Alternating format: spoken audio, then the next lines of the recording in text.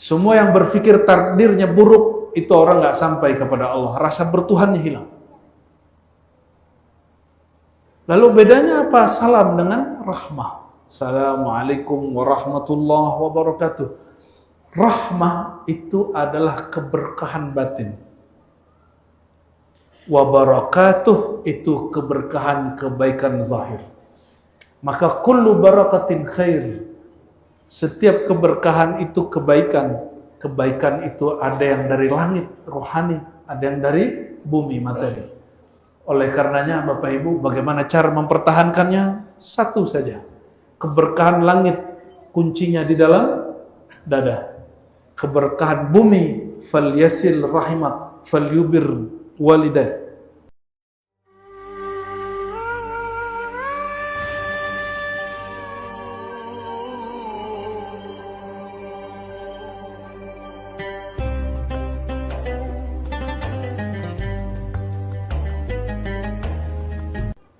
Kalau keberkahan langit,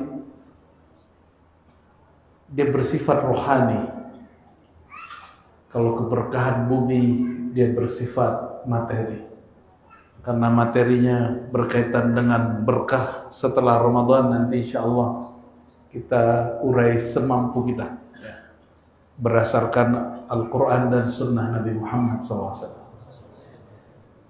Kita berharap semoga syafaat baginda Nabi Muhammad sallallahu alaihi wasallam melimpah kepada kita semua, kepada para pewakaf, kepada para umara, para imam, dan wabil khusus semua yang hadir malam ini. Amin ya rabbal alamin. Allahumma salli wa sallim wa barik alaihi. Satu kali kata Abu Sa'id, Nabi duduk di atas mimbar. Hadis Sahih Bukhari. Ini banyak redaksi, tapi saya pakai redaksi yang menurut saya paling bagus. Ada sekitar lebih dari 5 redaksi di Sahih Bukhari dan Muslim. Kata Sayyidina Abu Sa'id Al-Khudri radhiyallahu ta'ala anhu, Nabi suatu kali yajlis alal mimbar, duduk di atas mimbar. Mimbar lain dengan podium. Mimbar itu tempat yang agak tinggi, sehingga Nabi jika duduk di situ beliau dapat melihat ke seluruh penjuru. Semoga nanti Masjid Timah, Masjid Agung Timah punya mimbar, bukan podium. Jadi kalau ustadznya ngisi pengajian, dia duduk di situ, setinggi ini, pakai kayu. Di sini kan kayunya bagus-bagus. Naik ke atas duduk, buatkan sandaran yang bikin ustadznya nyaman. Nanti mereka mengajar kitab, menghidupkan sunnah Nabi. Kalau ini bukan sunnah Nabi, ini sunnah nggak tahu sunnah mana ya. Walaupun agama kita agama maftuh, agama yang terbuka untuk peradaban, itu mimbar juga bukan berasal dari Nabi, berasal dari sahabat yang berasal dari Romawi Timur, orang Rum. Tadinya Kristiani, kemudian masuk Islam, dia punya kepakaran bikin mebel. Tapi dia nggak jadi presiden. Allahumma sholli ala sayyidina Muhammad. Ada yang tersenyum. Duduklah Sayyidina Muhammad SAW, afdalul makhluqat, makhluk yang paling mulia, di atas mimbar itu. Ini kisah tidak nyambung dengan kisah bahwa Nabi ketika duduk di atas mimbar, sandarannya yang lama menangis. Ini kisah yang lain. Bayangkan salah satu mukjizat Nabi yang menjadi karamah para sahabat, itu pohon, itu kayu menangis, tapi sahabat dapat mendengarnya. Berkat mereka ikut Sayyidina Muhammad SAW. Coba kalau orang Bangka hari ini dengerin batu-batu nangis, mungkin Masjid Agung Timah sepi. Kan disebut masjid horor, Masjid Agung horor. Lalu apa kata beliau? Saya ambil potongan hadis di awal, karena hadisnya panjang, kita ambil potongan hadis di bawahnya. Beliau berkalam, inna akhwafu ma akhafu alaikum Yang aku khawatirkan pada kalian, ayyaftahallahu alaikum barakatun fil ard, atau barakatun minal ard. Yang aku khawatirkan kepada kalian, kalian ini akan mendapatkan keberkahan materi. Nah, ini terjemahannya. Terjemahan berkah di situ apa? Keberkahan materi yang muncul dari bumi. Lalu bertanya para sahabat, wa qila li Rasulillah sallallahu alaihi wasallam, ma hiya barakatul ardi ya Rasulullah? Apa yang kau sebut keberkahan materi wahai baginda? Lalu jawaban beliau, zahratun minad dunya. Silaunya seseorang karena gemerlap kemewahan harta materi di dunia. Ini masjid tinggal namanya Timah. Timahnya masih ada nggak? Masih. Itu pajaknya keluar nggak? Zakat dari tambang 20% keluar nggak? Ada yang mengeluarkan nggak? Makanya sekarang mohon maaf, kita turun di pesawat, kita sedih nangis melihat negeri yang kita cintai ini. Kaya mendadak, sekarang miskin mendadak. Tapi yang kaya itu juga. Apa kata beliau? Yang aku takutkan ketika keberkahan dari bumi muncul, kalian silau oleh dunia. Jadi Nabi tidak khawatir kita miskin. Yang Nabi khawatirkan kalau kita kaya. Karena Nabi memastikan di akhir zaman ini puncaknya. Orang tidak ada yang makan susah. Kecuali nanti Dajjal keluar lagi. 3 tahun berturut-turut paceklik di mana-mana. Tapi sebelum masa itu terjadi, ini bisa kita pastikan hampir semua jamaah yang hadir makan minumnya setiap hari minimal makan wajib 3 kali, benar? Coba cek Sahih Bukhari, Kitabut Ta'am. Nabi SAW, istri-istri beliau hanya makan 2 kali sehari. Berapa kali? 2 kali. Saya sudah beberapa bulan ini makan 2 kali sehari. Khusus hari ini 3 kali. Maka badan kita sudah turun 6-7 kilo. Tadinya saya ini 90 kilo, Pak. Turun 83 jadi 84, lumayan. Nampaknya hari ini naik lagi. Karena cincin saya sudah mulai sempit lagi. Waduh, gawat ini. Susah dikeluarkan. Ini karena orang Bangka makanannya enak-enak. Allahumma sholli ala Sayyidina Muhammad. Namun ada berkah dari langit. Ini yang disebutkan oleh banyak para ustadz di khutbah-khutbah. Mungkin ada yang hafal. Walau anna ahlal qura amanu wattaqau lafatahna alaihim barakatun minas sama. Seandainya penduduk satu negeri mereka beriman dan bertakwa. Saya bertanya, iman itu di mana?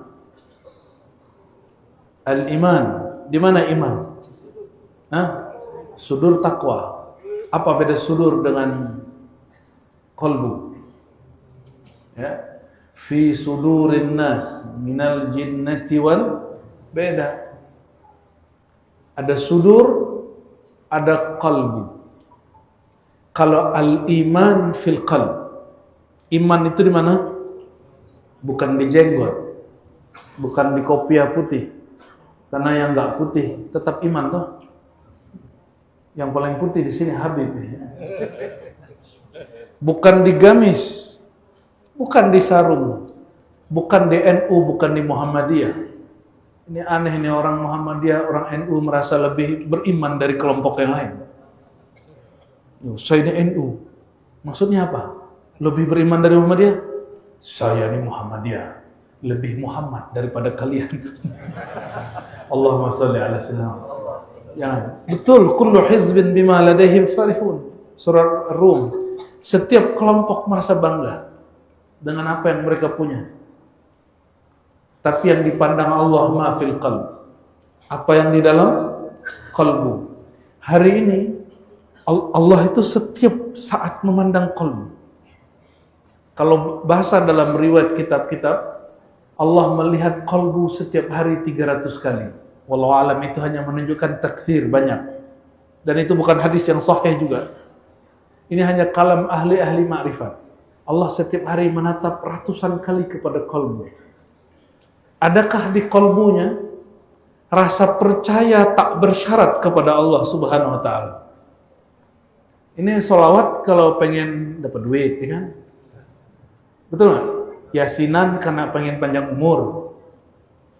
Apalagi? Tahajud supaya badan sehat. Kita tidak ada yang betul-betul melakukannya karena cinta kepada Allah Subhanahu wa taala, tapi cinta kepada diri. Tapi yang dicintai bukan diri yang sejati, hanya diri yang fana. Biar panjang umur, udah tahu umurnya tidak akan panjang. Biar badan sehat, sudah tahu badannya bakal sakit. Jadi semua amal-amal langit kita untukkan hanya untuk keberkahan bumi. Akhirnya apa yang terjadi? Tubuh ini membusuk, tubuh ini sakit, keberkahan amalnya ikut hilang. Gak usah jauh-jauh, masa pandemi, ahli tahajud ikut galau. Betul gak? Orang tahajud, orang puasa Senin Kemis ikut takut. Yang kena pertama Depok, tapi yang goyang Pangkal Pinang. Apa hubungannya? Kenapa? Karena kolbunya tidak betul-betul percaya kepada Allah SWT. Coba lihat, orang nggak ngapa-ngapain mati, ya kan? Betul nggak? Kenapa? Karena ajal itu la yastakhiruna syai'an wa la yastaqdimun. Itu orang nakes aman-aman aja, banyak yang hidupnya aman. Ada kiai nggak ngapa-ngapain mati juga. Kiai loh Pak. Kiai bisa mati loh Pak. Hebatan kiai apa nabi? Nabi juga Allah wafatkan. Ada raja 400 tahun tidak pernah sakit, namanya Namrud. Matinya digigit semut sama lalar.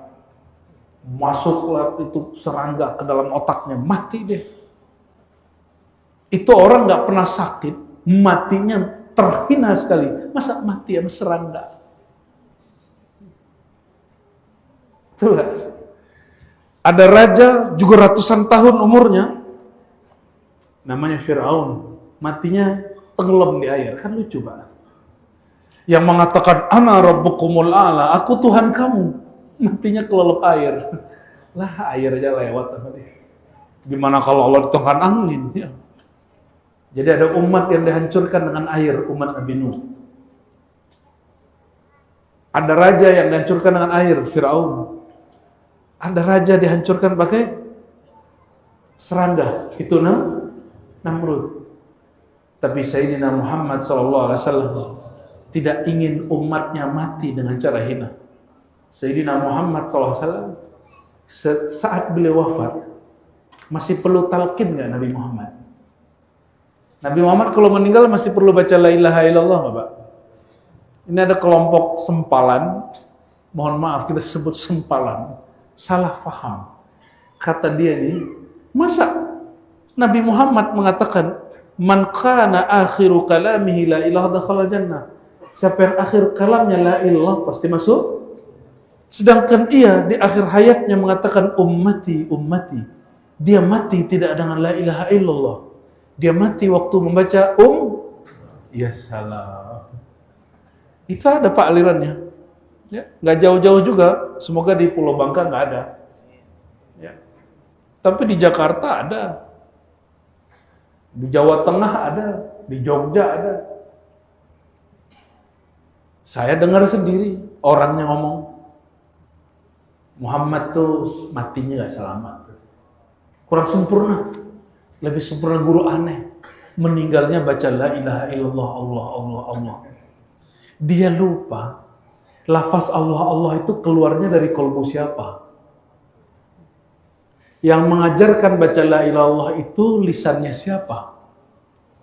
Jangankan Nabi Muhammad SAW, Al-Imam Shibli, murid Imam Junaid, kawan Hallaj. Hallaj itu Syekh Siti Jenarnya orang Indonesia. Tapi ini ulama Baghdad. Imam Shibli ini nyeleneh tapi nggak sampai aneh. Nyeleneh tapi nggak sampai aneh. Apa salah satu nyelenehnya? Waktu lagi sakarat, datang orang kepadanya, murid-muridnya, dan mengatakan, wahai Tuan Syekh, engkau lagi sakarat, aku bantu talqin, qul la ilaha illallah, bacalah la ilaha. Apa jawaban dia? Diam, jangan ganggu, aku lagi sedang bersamanya. Allah, Allah, Allah. Dia lagi zikir Allah, Allah. Itu salah satu nyelenehnya dia. Tapi tidak aneh. Itu Imam siapa? Imam Shibli. Imam Shibli bukan Nabi. Dia hanya seorang umat dari umat Nabi Muhammad SAW. Meninggalnya sedang sibuk bersama nama Allah. Kira-kira kalau Nabi gimana? Nabi itu kapanpun Mi'raj boleh. Tapi kalau Isra sudah dibatasi di Quran. Subhanalladzi asra bi'abdihi lailah. Tapi kalau Mi'raj rohaninya kapanpun boleh naik. Maka beliau setiap kali ngimamin sholat itu mengatakan, ketika aku berdiri di situ Allah tunjukkan surga dan neraka. Ini Ustadz Imam melihat surga neraka gak kalau lagi ini? Apa ngelihat ini Ustadz Imam semua ini? Ya. Pengen jadi imam di Masjidil Haram nggak? Mau? Sholat aja, sholat masbuk, terus jadi imam. Iya, gampang. Nanti buat status, alhamdulillah pernah jadi imam di Masjidil Haram. Allahumma sholli ala Muhammad. Ketawanya telat.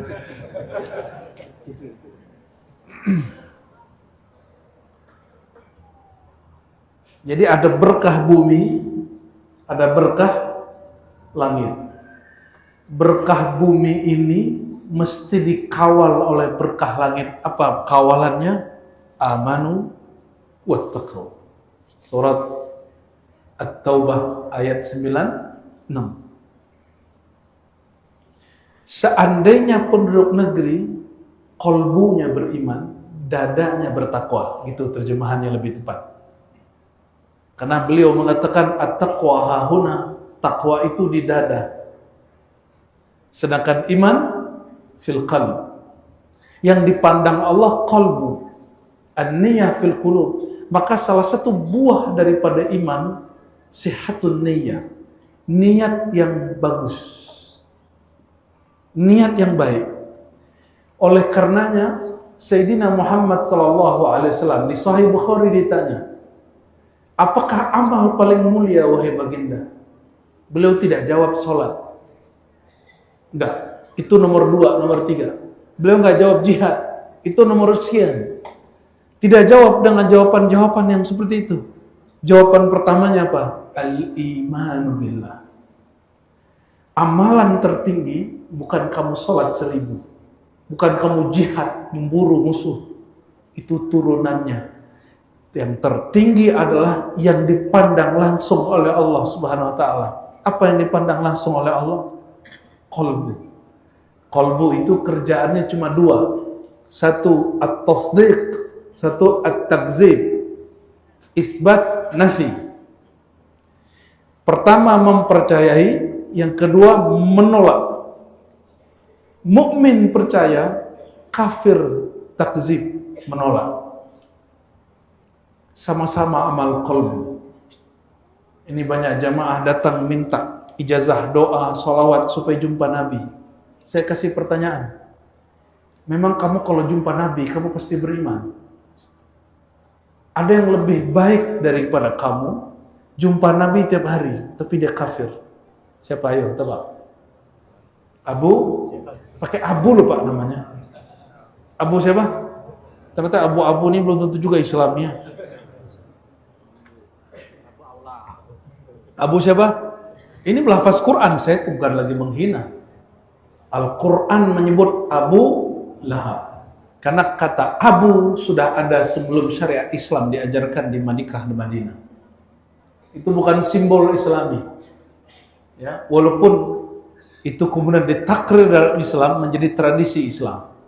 Boleh Pak, kalau saya ini Abu Hisham. Anak saya yang pertama namanya Hisham. Tapi kita katakan, kalau bahasa Melayunya apa? Ismaul awal. Anak pertama Syauki. Abu Syauki. Ayahnya Syauki gitu kan. Ibu-ibu komite kalau bawa anak, itu kadang-kadang ibu-ibu komite sudah ngopi berkali-kali di kafe, tapi nggak tahu nama temannya. Dia cuma tahu mamanya Vera, ya, mamanya Nia. Dia nggak tahu namanya. Paling panggil Bun, Bun, Bun. Semua orang panggilnya Bun. Dia cuma tahu nama anaknya. Sama dulu orang begitu. Dalam ilmu hadis ada orang la yu'raf illa bi kunyati. Gak dikenal kunyahnya. Kunyah itu apa kunyah? Julukan. Seperti Sayyidina Abu Hurairah tidak dikenal nama kecilnya. Itu nama kecilnya yang masuk dalam kitab 30 dan semuanya dhaif.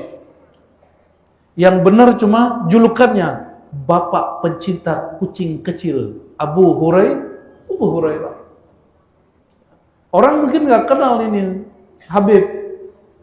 Habib Jamul Lail, Habib Zaki sebutnya. Yang kenal paling nama anaknya Ismail itu Salsabila. Oh, papanya Salsabila. Orang nggak tahu kalau ini Sayyid. Ini contoh bahwa orang tidak tahu kadang dengan nama kecil cukup sebut nama anaknya. Bapak Ibu, saudara-saudari yang bukan Allah, maka al-barakat minas sama, kuncinya dua. Kuncinya bukan di langit, kuncinya di kolbu. Jadi pembuka pintu langit nggak mesti ke bulan. Bukalah kunci di dalam kolbu. Apa buka kuncinya?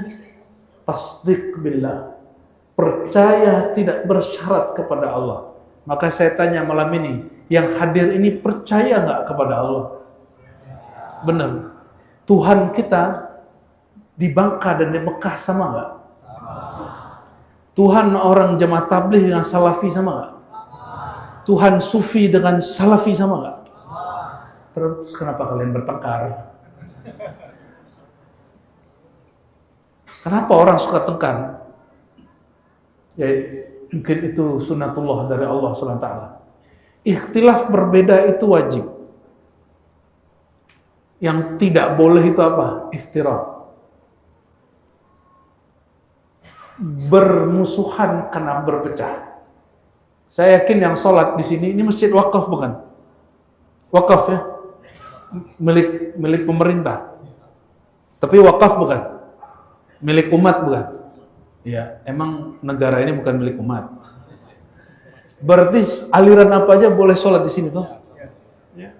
Sepakat? Karena ini wakaf lil ummah. Wakaf untuk Allah.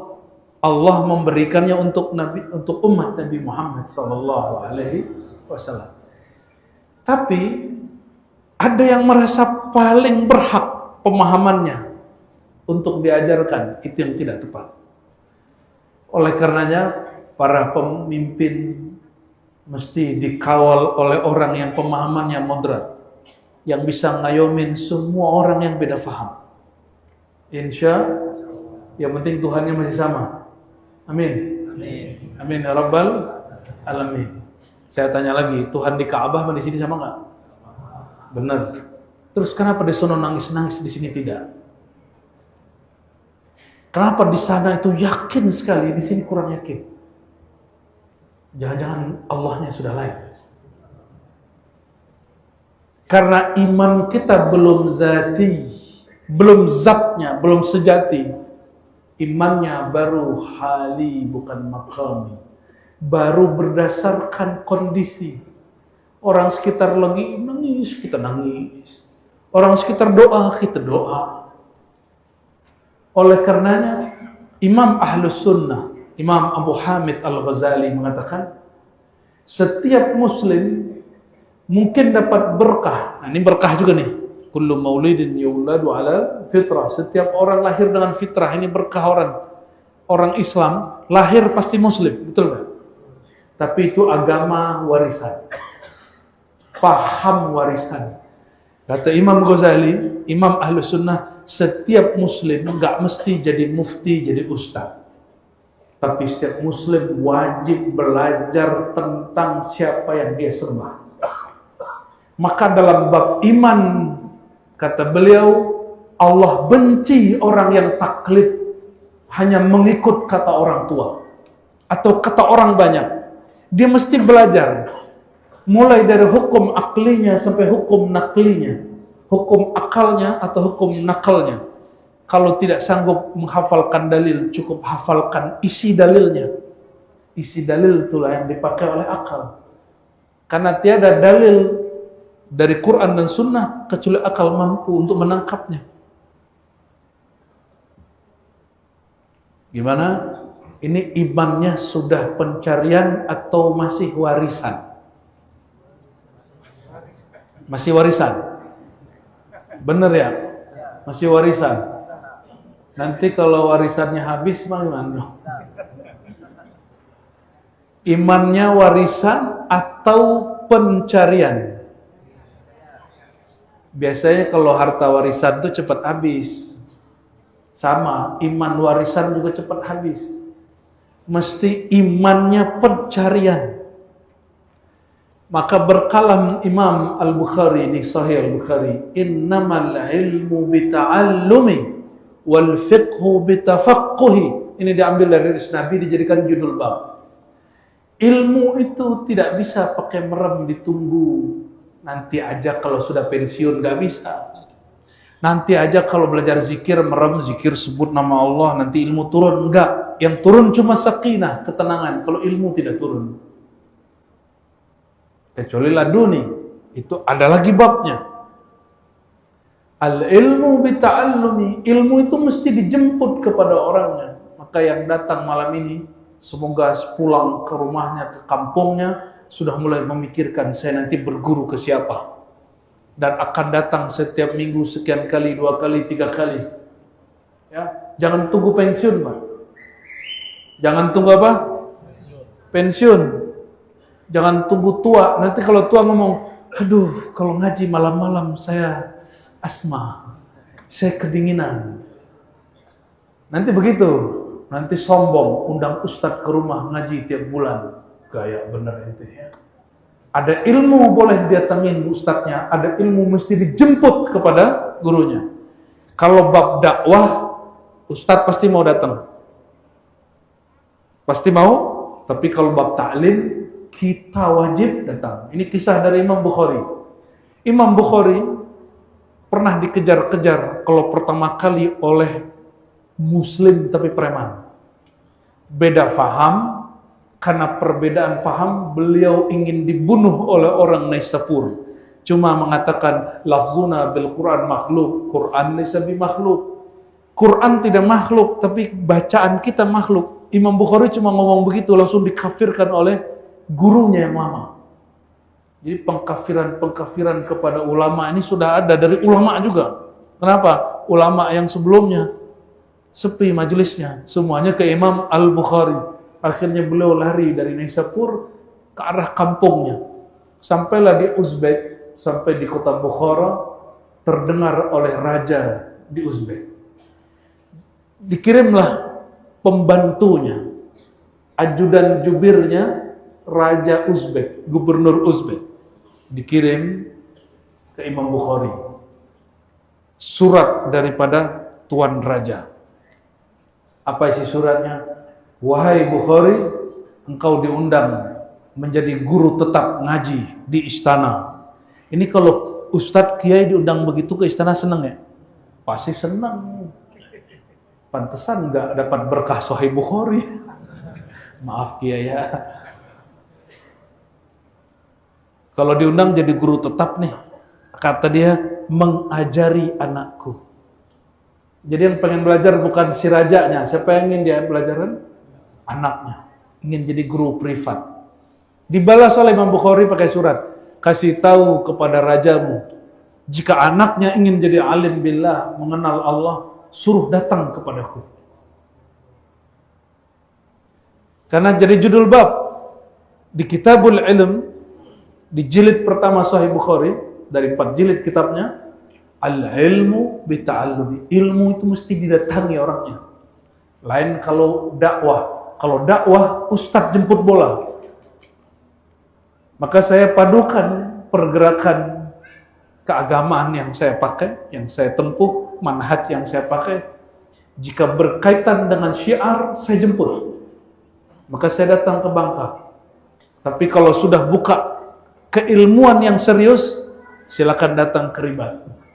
Nggak datang ya sudah. Maka undangan-undangan dari pejabat-pejabat yang di sana pun saya sudah stop, sudah. Kalau mau ngaji datang aja. Gitu. Ya. Kenapa? Ustadz-ustadz nih irinya sama ustadz juga. Kalau ada ustadz masuk istana, ustadz yang satu lagi iri. Betul nggak? Itu Imam Bukhari yang iri sama dia siapa? Gurunya sendiri. Namanya Az-Zuhli, Muhammad Az-Zuhli. Namanya Muhammad, ya salam. Namanya Muhammad tapi dia tidak Muhammadi. Muhammad Zuhli ini senior dan gurunya Imam Bukhari.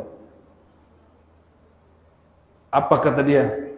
Ini sok-sok tawaduk nih. Imam Bukhari datang dari Baghdad di perjalanan sampai di Naisapur. Di Naisapur, Zuhli dan kawan-kawannya kumpulkan 100 ahli hadis ingin mempermalukan Imam Al-Bukhari. Tapi apa yang terjadi? Setiap riwayat yang dibolak-balik oleh 100 penguji ini dikembalikan kepada posisinya. Akhirnya semua orang takjub kepada Imam Al-Bukhari. Ini karena orang ini takut dicaci maki. Karena orang ini sudah viral, maka harus ikut dipuji. Kata dia, Isma'u min hadzal ghulam as-salih. Dia nggak bilang min hadzal rajul kabir. Dengarkan orang hebat ini, enggak. Kata Zuhli apa? Kalian boleh ngaji kepada bocah kecil ini. Dia orang soleh. Ternyata benar, Imam Muslim murid Az-Zuhli coba ngaji ke Imam Bukhari. Di situ dia menyaksikan, oh ini hanya wajahnya yang muda, orangnya tua, ilmunya ilmu tua. Di kalbunya tidak ada kebencian, tapi dia dibenci orang. Tidak sampai sebulan, majelis, semua majelis di Naisapur sepi, kecuali majelis Imam Al-Bukhari. Dan yang paling sepi, majelis Az-Zuhli. Datanglah syaitan berwajah manusia. Datang hadir di majelis Imam Bukhari, besok hadir di majelis Zuhli. Besok datang lagi ke Zuhli, datang lagi ke Bukhari. Terakhir dia ngomong kepada Zuhli, Tuan Syekh, menurut ente Bukhari itu akidahnya benar atau tidak? Sesat gak? Nah, ini hati-hati orang MUI ini. Jangan sampai MUI jadi majelis syaitan. Ya, membicarakan keburukan-keburukan sesama pendakwah. Emang di antara kita ada yang maksum terpelihara dari dosa di sini? Kesalahan kan nggak ada. Pasti Ustadz pernah salah baca ayat. Betul nggak? Bener ya? Pasti di antara orang yang hafal hadis salah baca hadis pernah. Pasti nggak ada nggak. Tapi itu dijadikan bahan. Kata Zuhli, bener juga ya, ini bocah ini akidahnya parah nih. Walhasil puncak dari provokasi ini, jadi ada yang tukang hantar berita. Ini hati-hati para ustadz.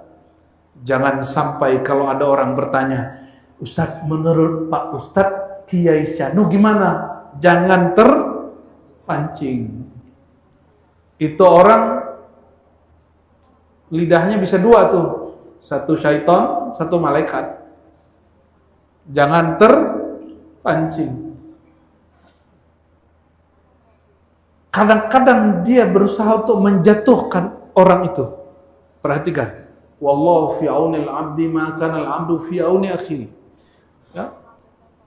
Bahkan disitu disebut man satara an akhihi muslim satarahu Allah yaumil qiyamah. Siapa yang menutup aib saudaranya di dunia, Allah akan tutup aibnya di akhirat. Sepakat malam ini ikut sunnah Nabi? Ada orang nanya kawan kita, guru kita, atau sahabat kita, tapi orang ini sebenarnya sedang cari kesalahan. Nanya, menurut kamu Syanu gimana? Kita tahu aibnya. Kalau ikut sunnah Nabi, kata Nabi, waman man satara, siapa yang menutup aib sesama saudaranya muslim, satarahullah, Allah akan tutup aibnya. Terutama yang aktif di majelis-majelis keulamaan. Ya, saya beberapa kali ditanya oleh pengurus-pengurus MUI tentang suatu aliran, saya carikan dalil untuk belanya, Pak. Tapi kawan kita satu lagi enggak, dia cari bukti supaya aliran itu betul-betul disebut sesat. Kalau kita berjuang, kalau saya meneliti hadis, tidak senang kalau hadisnya jadinya dhaif, maka kita cari sumber-sumber yang lain yang menguatkan hadis ini. Tapi kawan saya lain, dia senang kalau mendapatkan hadis itu dhaif. Terus dia bilang, hadzal hadis dhaif. Wah, kayaknya keren banget kalau ngomong begitu. Hadis ini dhaif. Bapak Ibu, saudara-saudari fillah, Imam Bukhari dia mendapat berkah ilmu karena mendatangi guru-guru. Sampai hari ini tidak ada ulama, tidak ada santri, tidak ada mahasiswa keilmuan Islam kecuali mengenal nama Bukhari. Betul nggak? Betul? Semua yang hadir malam ini pasti dengar hadis riwayat Al-Bukhari. Betul nggak? Itu orang mana sih, Pak? Bukhara. Ya kan Bukhari namanya. Apa yang dia dapat? Keberkahan. Ini ada satu riwayat Imam Ahmad. Ada seorang sahabat tanya, wahai baginda, di antara semua amal yang paling mulia, ma afdal al-fadail, itu riwayatnya. Seafdal yang fadail mana wahai baginda? Apa kata beliau? Engkau berbuat baik ke orang tuamu, lalu engkau menyambung silaturahim. Ternyata bagi para santri, para murid, orang tua itu ada dua. Ada orang tua jasmani, ada orang tua rohani. Orang tua ilmu. Imam Bukhari ini, ayahnya meninggal, dia masih kecil. Namanya Syekh Ismail. Karena ayahnya sudah meninggal waktu dia kecil, dia dibesarkan oleh ibunya single parent, ya? Lalu dibesarkan oleh guru-gurunya, dan gurunya banyak sehingga orang tuanya banyak. Di ujung hadis dikatakan siapa yang melakukan itu Allah panjangkan umurnya. Umur Bukhari, dia lahir 194, wafat 256, tidak sampai 100 tahun. Umur jasad Al-Bukhari, tapi umur ilmu Imam Bukhari sampai detik ini masih mengalir, masih hidup. Ini kalau kita mati nih Bapak Ibu, mungkin 7 hari aja orang bacakan Yasin. Kalau Bapak Ibu ini tidak membid'ahkan Yasinan, kalau Yasin sudah bid'ah, mungkin cuma sehari 2 hari aja. Ya, di sini orang Masjid Agung Timah gimana? Oh Yasinan. Ente mah ahli bid'ah ente. Berarti 7 hari tuh. Ulang lagi 40 hari, ya kan? Ulang lagi 100 hari. Oh lumayan. Umurnya 100 hari setelah wafat masih disebut-sebut. Masih berkah. Kenapa? Orang ini meninggal, dia nggak bisa beramal. Tapi ada yang bisa terus jalan. Ini orang salah terjemah. Jika mati anak Adam, idza mata ibnu Adam inqata amaluhu, amalnya terputus. Dikira semua amal terputus. Inqata amaluhu itu bahasa Arab artinya bukan terputus. Inqata artinya tawaqqafa anil amal. Dia tidak dapat lagi beramal kecuali 3 hal dari amalan dia berlanjut, dianya sudah mati. Bukan berarti amal orang lain berhenti ke dia, enggak. Coba yang 3 apa aja? Amal jariah, itu hadis palsu itu. Sodakotun, maaf Ustaz ya, saya canda. Sodakotun, nggak ada amal yang ada sodakotun, sedekah yang mengalir. Terus yang kedua, ilmu yang memanfaatkan. Maksudnya dia pernah mengajarkan walaupun 1 huruf. Maka dia dikenang sampai 100 hari kan, karena punya anak, punya tetangga, punya kawan. Oh, dia ini dulu pernah ngingetin kita bab kebaikan. Apalagi? Amal anak soleh. Kalau orang nggak punya anak gimana? Maka para masyayikh kita, anak itu juga ada 2. Ada anak jasmani, ada anak rohani. Ya. Di Tasikmalaya itu ada seorang mursyid syekh tariqah namanya Abah Anom. Ya. Abah Anom itu abah muda, tapi beliaunya waktu meninggal sudah tua. Ahmad Sahibul Wafa Tajul Arifin. Sampai hari ini anak-anak rohaninya masih mendoakan beliau. Baca Fatihah setiap hari ke beliau. Gimana tuh? Orangnya udah meninggal. Itu disebut anak-anak rohani. Maka anak-anak rohani terhubung oleh kerohanian, oleh keilmuan. Jadi minimal Bapak Ibu, kawan kita, sahabat kita, kita berbagi ilmu sama dia. Jika kita meninggal duluan, dia terkenang sama ilmu kita. Amin. Amin ya Rabbal Alamin. Itu juga berkah. Umurnya dipanjangkan Allah Subhanahu wa ta'ala. Buya Hamka sudah meninggal? Sudah? Buya Hamka sudah? Bukunya masih dibaca nggak? Masih? Beneran? Orang Bangka baca? Saya pernah ke satu negeri di jiran sana, karena wajah saya masih muda Pak, 2019. Kan sampai sekarang masih muda kan? Masih muda nggak Bu? Ya, hati-hati Bu. 2019, ketemulah suatu pejabat tinggi. Kita kan udah biasa pengajian ketemu pejabat tinggi Indonesia ini tidak meninggi. Nggak ada ngomong, yuk, apa nggak ada gitu. Itu saya ditunjuk kiri sama dia. Yuk, namanya siapa? Padahal saya diundang langsung oleh instansi dia. Dari mana? Kayak bener deh. Tapi kita nggak boleh kemudian emosi Pak. Kenapa? Mungkin dia sudah biasa begitu. Dan dia tidak sadar dia itu sombong. Ya. Tapi saya lihat-lihat di wajahnya ada nama Buya Hamka. Ini tembakan saya Pak. Kata orang si kasaf, tapi saya nyebutnya tebakan. Nggak tahu tuh Habib namanya apa Habib. Saya bilang, oh Tuan, saya ini dari kampung Buya Hamka. Kami satu negeri di Minangkabau. Kakek saya dari ibu, itu di Agam, dia juga orang Agam. Kami cuma beda kampung negeri, tapi bersebelahan. Padahal sebelahannya jauh Pak. Dia langsung bilang, oh kamu orang Minangkabau? Oke, langsung kita ditazimi, dikasih tempat, dikasih air, Masya Allah.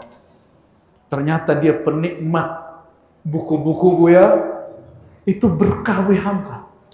Umurnya masih tembus sampai ke negeri seberang sana, ya, dan dia takzim kepada saya, asbab saya cuma jemput Buya Hamka. Bayangin, saya jemput Buya Hamka aja ditakzim karena sebut nama Nabi Muhammad SAW. Ya. Kalau saya sebut saya dijumpa Nabi dalam mimpi, mungkin dia sujud kali ya kepada Allah. Ada hadis lain tentang berkah. Ini berkah. Dia fisik tapi sumbernya batin. Ini perhatikan. Hadis yang mungkin pernah saya kisahkan dalam formulasi yang berbeda. Satu kali kata sahabat Nabi Jabir bin Abdullah, salah satu khadam Nabi Muhammad SAW. Seperti khadam, pelayan. Sebaik-baik pelayan makhluk paling mulia, Sayyidina Muhammad SAW. Menteri-menteri itu pelayan presiden. Dan itu pelayan yang gajinya lebih besar dari semua pelayan yang ada itu. Kira-kira pelayan Rasulullah SAW bagaimana? Tidak digaji, tapi Allah kasih dia keberkahan. Sayyidina Jabir mengatakan di perang Hudaybiyah, kami banyak sekali kehabisan air. Wa ma lana minal ma' illa fadla. Kami tidak punya air kecuali cuma sisa-sisa. Maka hati-hati Pak, ini zaman Nabi pernah pacaklik air. Siapa tahu nanti ada masa kita juga pacaklik air. Oh, minum air laut aja gitu ya? Katanya orang Bangka ini airnya, lautnya banyak. Sanggup? Bisa minum air laut Pak? Bisa? Saya harus belajar dulu kalau ya. Lalu kata Nabi SAW, panggil semua orang.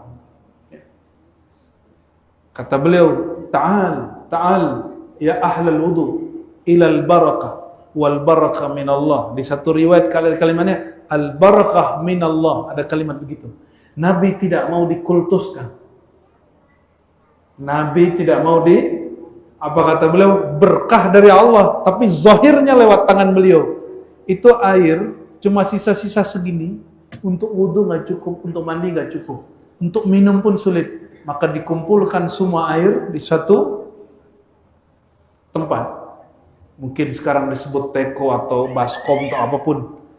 Beliau masukkan tangannya, lalu airnya diremas-remas begini, sehingga tangannya basah. Air kalau masuk, kalau tangan masuk ke air, tangan basah nggak? Kalau kita celupkan tangan ke air, tangan diangkat, ada yang netes. Tapi kata Jabir, ini bukan menetes lagi. Awalnya menetes, Nabi masukin lagi, diginiin lagi. Tetesannya tambah banyak, diginiin lagi. Yang ketiga, itu seperti air keran. Nabi begini aja. Wa ana a'taqid, wallahu a'lam bishawab. Saya yakin, ini lebih afdal dari air Zam-Zam. Air Zam-Zam dari sumur. Kalau ini air keluar dari tangan yang paling berkah, makhluk yang paling berkah, Sayyidina Muhammad SAW. Kata Salim ibn Abil Ja'ad, murid Jabir, dia tabi'in, wahai Jabir, jumlah kalian saat menampung dan minum air itu berapa orang? Kata Jabir, aku minum air dari tangan Nabi sepuasnya, wala alu, dan tidak kurang. Jumlah kami 1,400. 1.400 orang minum dari air yang memancar. Dan beliau mengatakan, wahai ahlul wudu, kemarilah, al-barakah min Allah, keberkahan sumbernya dari Allah. Itu kalau ngecek nih Pak Kiai nih sekarang, Pak Ustadz nih, keluar di tangan, keluar air, itu pasti orang cek itu keluarnya dari keran lewat mana, betul nggak? Tapi ini nggak ada keran, nggak ada PDAM, kok bisa keluar? Itulah mukjizat Sayyidina Muhammad SAW, dan akan terjadi lagi pada Imam Mahdi. Ya, kalau umurnya panjang nanti dan berjumpa Imam Mahdi, dan antum tahu itu Imam Mahdi, jangan salah nanti ya, Dajjal nanti disebut Mahdi, Mahdi disebut Dajjal. Ini zaman fitnah, orang kebalik-balik hatinya, karena ilmunya tidak sampai ke kolbunya, ke sirnya, ilmunya hanya sampai di sini. Nanti yang melakukan pertama kali air turun dari langit bukan Al-Mahdi, itu Dajjal. Karena 3 tahun berturut-turut tidak ada berkah turun dari langit, tidak keluar dari bumi, ditahan oleh Dajjal ini. Karena dia kemanapun pergi, itu negeri terkutuk. Langsung dikutuk oleh Allah tempat itu. Supaya apa? Supaya orang di situ nyembah dia. Supaya orang kemudian nyembah dia, apa kata dia? Kalian mau punya air? Oke, saya turunkan air dari langit, tapi sembahlah aku. Ini ajaran siapa nanti? Dajjal. Kalau Dajjal, dia punya pasukan jin-jin kafir, itu awan-awan dia bawa hujan. Tapi Sayyidina Nabi SAW punya pewaris mutlak, Al-Imam Al-Mahdi. Nanti keluarnya pun dari tangan. Insya Insyaallah semoga kita jumpa masa itu dan jalan kita benar. Amin ya rabbal alamin. Ini enggak nakut-nakutin tapi emang menakutkan Bapak Ibu. Ya. Pandemi sudah lupa? Sudah lupa pandemi? Masih ingat gak tegangnya masa pandemi? Tegang sekali. Itu cuma berita, Pak. Hanya dengan pemberitaan semua orang ketakutan. Nanti pemberitaan di zaman huru hara itu lebih gila lagi. Kemarin itu enggak 1/1000-nya pun enggak nyampe. Oleh karenanya menghadapi akhir zaman, keberkahan yang mesti dibuka, mesti keberkahan yang ada di kolbu. Keberkahan itu tidak ada habis-habisnya. Dan Nabi Muhammad SAW, karena keberkahan yang hakiki, yang dibuka beliau kolbu para sahabat, beliau tidak takut jika ada suatu keajaiban muncul dari dirinya, beliau tidak takut ada syirik takhayul kultus. Ini kiai cuma cerita mimpi ketemu Nabi, jamaahnya marah, Pak. Ini ada jamaahnya marahin kiai. Kata si jamaah, kiai, tidak boleh cerita tentang Nabi, mimpi Nabi. Kenapa? Nanti jamaahnya bisa mengkultuskan ente. Satu. Ada lagi yang negur gini, tidak boleh mimpi ketemu Nabi diceritakan. Kenapa? Nanti ria. Ini orang meributkan hati orang lain, tapi hati dia nggak beres. Nabi mengatakan apa? Al-barakatu minal. Kalau cerita mimpi, itu kan berkah juga, tapi berkah masuk ke alam mimpi. Saya mau tanya Bapak Ibu, di saat mimpi ketemu ular, lari nggak? Ketemu anjing, lari? Ketemu lawan jenis yang cakep, seneng nggak? Seneng. Betul? Berarti kita di saat mimpi, kita merasa nyata nggak? Betul? Saya tanya, ini yang hadir sedang mimpi atau sedang bangun? Serius? Coba cek hadis Nabi ya. An-nasu niyam idza matu intabahu. Hadis sahih. Manusia itu kebanyakan lagi tidur. Kalau mereka mati baru mereka sadar. Maka saya tanya, ini lagi tidur gak? Lagi tidur, lagi ada satu mimpi. Asik dengan mimpi itu. Mimpi lagi punya mobil. Ini cek bahwa itu bukanlah hakiki, itu setara dengan mimpi. Kalau kita pindah alam, itu barang nggak dibawa. Yang punya rumah, punya mobil, punya pasangan cantik, tampan, punya anak, meninggal, itu dibawa nggak? Kata bininya, sehidup semati, engkau hidup, engkau mati. Oh nggak salah ya. Saya hidup, kamu saja mati. Kan begitu nanti. Coba yang katanya cinta sama lakinya sudah meninggal atau istrinya yang meninggal, berani nggak tidur di kuburan? Enggak, karena cintanya enggak gitu-gitu amat. Ya, enggak ada yang seperti Sayyidah Aisyah. Sayyidah Aisyah, Nabi SAW dikuburkan, ditanam tubuhnya yang mulia di kamarnya sendiri. Di kamar Sayyidah Aisyah. Dan setiap hari beliau tidur di samping kuburan. Ada yang berani gitu, Ibu? Tidur di samping kuburan suami? Ya, ada yang sanggup? Ayo Bang, sanggup Bang? Tidur di samping kuburan kekasih. Ada yang sanggup? Sayyidah Aisyah begitu cintanya kepada Nabi Muhammad SAW. Udah wafat pun masih tidur di samping kuburnya. Sallallahu alaihi wasallam. Ini hadis Sahih Bukhari, saya nggak cerita bohong. Ini makom yang antum lihat hari ini di Madinah itu dulu kamar Sayyidah Aisyah. Lalu meninggal ayahnya yang jadi khalifah. Ayahnya masih mahram nggak? Masih mahram? Maka Sayyidah Aisyah masih tetap tidur di situ. Harusnya yang berikutnya beliau pengennya, inginnya, Tahu-tahu Sayyidina Umar, mertua Sayyidina Muhammad SAW, murid dari Sayyidina Abu Bakar Siddiq, murid beliau itu, bermohon kepada Sayyidah Aisyah, wahai Aisyah Ummul Mukminin, izinkan hamba al-fakir ini Umar bin Khattab bersama kekasihku Muhammad sembari nangis. Jika aku meninggal, mohon tanam aku di samping guruku Abu Bakar Siddiq, di samping kekasihku Sayyidina Muhammad.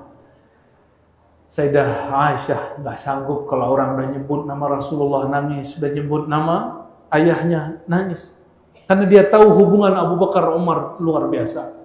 Kata Sayyidina Umar, tolong please. Sayyidah Aisyah akhirnya keluar. Berdasarkan ini, kita lihat Sayyidah Aisyah berhukum terhadap orang yang meninggal seperti orang yang hidup. Maka ibu-ibu, ya, kalau ziarah pakai tutup aurat. Kenapa? Karena orang yang meninggal itu masih menatap kita dengan pakaian kita. Tutup aurat.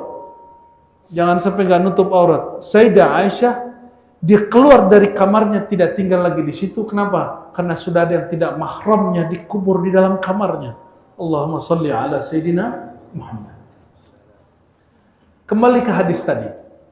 Sayyidina Jabir bin Abdullah, khadam Rasulullah, menyaksikan air keluar di tangan beliau dan beliau mengatakan ini berkah dari Allah.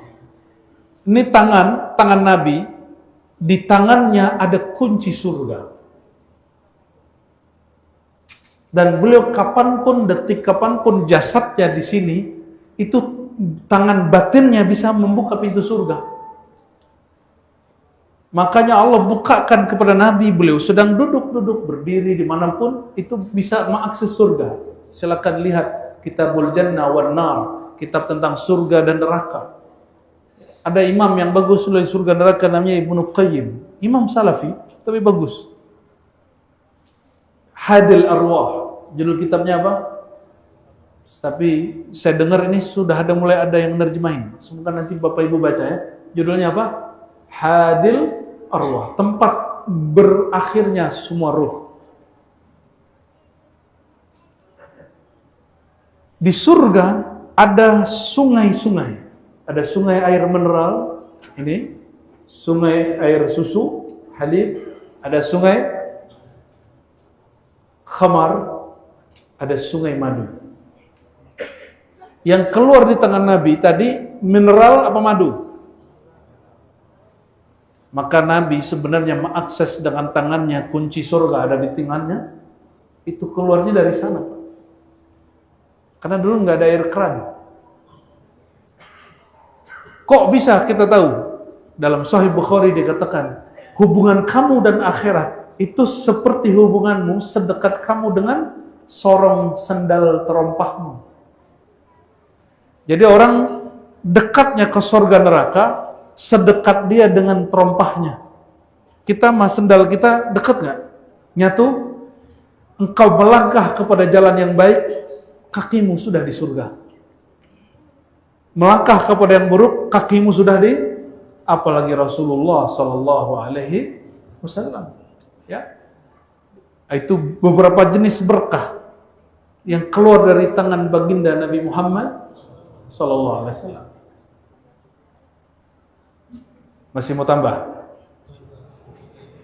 Ada lagi hadis berkah yang santai aja. Ya. Kata Nabi, ini adab makan. Ini kalau makan bersama, jangan ambil bagian tengahnya. Apa kata Nabi? Fa innallaha, sesungguhnya Allah menciptakan, menurunkan yunzil al-barakah fi wasati. Kalau makan, jangan mulai dari tengah, ambil dari pinggirnya. Kalau orang Melayu dulu makan, makanannya ditebar nggak? Ya, kita dibenci secara adat ngambil yang jauh dari tangan kita, benar nggak? Mana yang kita ambil? Yang dekat. Itu dari hadis tadi. Ya, ambil yang dekat, ambil yang di pinggir-pinggir, karena keberkahan turun dari tengah. Pernah lihat ada ustadz kiai kalau habis makan terus gini jilat tangannya? Itu kalau anak-anak hari ini enggak, mereka lebih senang jilat sendok bekas orang. Kalau ini pernah jadi bekas orang enggak? Halo. Ini tangan pernah jadi bekas sendok orang enggak? Ini tangan dari awal kita lahir sampai sekarang kita pakai sendiri, bener? Serius? Jadi kira-kira kalau penyakit kita sendiri. Kalau disendok ada penyakit orang lain enggak? Pasti ada. Dalam hadis Nabi kata beliau, jika engkau selesai makan, fala tamsahha bimindil. Jangan langsung diusap dengan, kalau sekarang tisu atau kain. Kalau dulu orang kita pakai kain ya. Kenapa? Jilatin dulu. Cuma jilatnya jangan jilatnya pakai adab lah. Ya, ini contoh Nabi pakai adab. Kata Nabi, jika ada teko, ada wajan periuk, kuali, kata orang, makruh makan langsung minum di situ. Ada teko nih, langsung begini enggak. Tapi tuang dulu ke, jadi jangan dikira yang ikut sunnah Nabi terus jadi jorok, enggak. Jadi kalau mau jilat jari, ada caranya Pak. Tutup mulutnya, pakai jari, tangan kiri kita. Gitu caranya. Jangan mau ngamalin sunnah, orang mikir kok ngamalin sunnah jorok begitu ya. Dan itu makannya mirip-mirip dengan apa tadi yang kuning-kuning itu? Ya, berkuah. Kalau makan kurma nggak perlu begitu. Apalagi makan pisang, nggak perlu begitu ya. Itu kalau makan yang berkuah-kuah, Bapak Ibu Saudara yang bukan Allah. Kata beliau, siapa tahu al-barakah fi akhiri. Ada keberkahan di akhir jilatannya. Bahkan kata beliau, jika makanan jatuh, bersihkan yang kotor, sisanya makan. Siapa tahu keberkahannya di situ. Itu bukan ajaran jemaah tabligh dan sufi. Itu ajaran Nabi di dalam sunnah yang suci. Gimana Pak? Cuma kalau kaki naik itu memang hadisnya dhaif Pak. Tapi boleh diamalkan. Ya, cuma jangan coba itu di Padang Pak, bisa diusir. Orang Padang bikin acara adat, yang sopan itu duduknya duduk bersila. Jangan coba kaki naik begini, langsung diusir kamu ke warung aja. Jadi al-adah muhakkamah, tradisi itu jadi hukum selama tidak melanggar syarat. Bagian terakhir, keberkahan.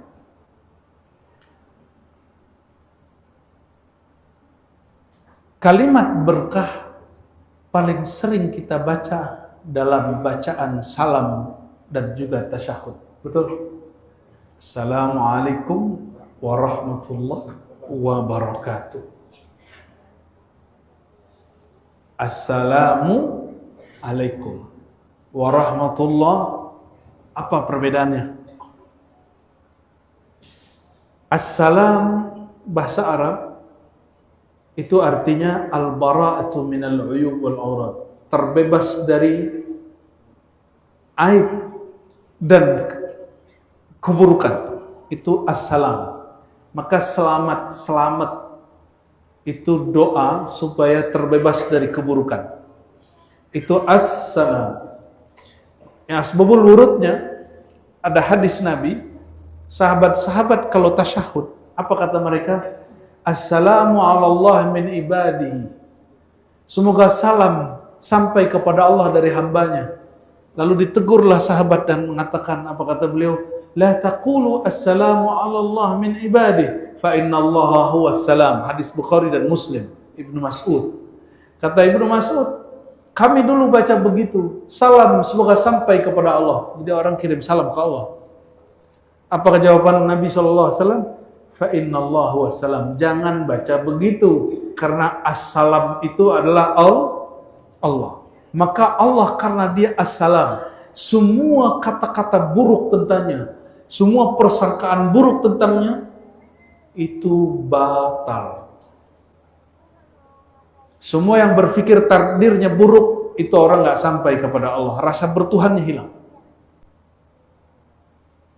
Lalu bedanya apa salam dengan rahmah? Assalamualaikum warahmatullahi wabarakatuh. Rahmah itu adalah keberkahan batin. Wabarakatuh itu keberkahan kebaikan zahir. Maka kullu barakatin khair.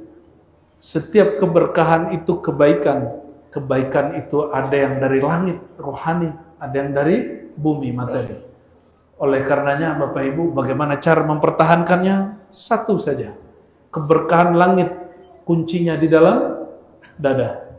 Keberkahan bumi, falyasil rahimat, falyubir walidah. Berbuat baik ke orang tua, guru termasuk, dan sambung silaturahim. Itu keberkahan bumi. Banyak orang dapat kerjaan, ditawarkan, dipromosikan kerjaan baru, asbab dia silaturahim. Betul kan? Ya. Asbab ini banyak teman-teman kita di instansi dibuang dan dinonjobkan, pangkatnya sudah tinggi, golongannya sudah Masya Allah, karena dia tidak menjaga silaturahim. Terlalu merasa paling benar, terlalu idealis. Padahal rahim, kata Allah Ta'ala, ar-rahim adalah qit'ah, syujnah minar rahman. Itu adalah potongan dari kasih sayang Allah. Maka siapa yang di kolbunya ada syujnah ini, potongan ini, pasti dia menghancurkan egonya dalam kasih sayang. Semoga yang hadir malam ini Allah masukkan ar-rahimu dalam kolbunya, sehingga dia dapat berkah dari langit yang ada di kolbunya, yang ada di dadanya, sehingga mengalir lewat lisannya dan akhlaknya, dan mendapat berkah di bumi dengan keberkahan diberikan hidup yang selamat. Amin. Harta yang cukup, saya nggak bilang melimpah, Pak. Harta yang cukup, dan juga diselamatkan di akhir hayatnya, diberi husnul khatimah. Itulah keberkahan yang paling tinggi ketika akhir hayat ditutup dengan bacaan la ilaha illallah Muhammad Rasulullah. Semoga semua yang hadir Allah ridai, Allah berikan rasa rindu berjumpa dengan Allah, rasa rindu jumpa dengan Rasulullah SAW. Al-hadinnya wa likulli litisaliha al-Fatihah.